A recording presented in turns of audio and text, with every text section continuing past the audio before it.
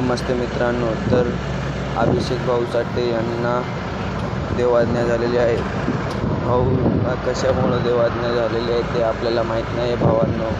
तर आपण सगळी माहिती काढून आपल्याला त्याला न्याय द्यायला पाहिजे.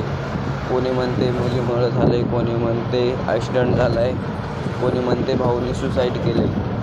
तर भावांनो याचा नक्की निकाल लागेल, लवकरात लवकर निकाल लागायला पाहिजे भावांनो. तर भाऊ हा भारी माणूस होता भावांनो. इंस्टावर पण खूप रील गाजलेली होती भावाची. तर इंस्टाग्रामवर ट्रेडिंगला पण आलता.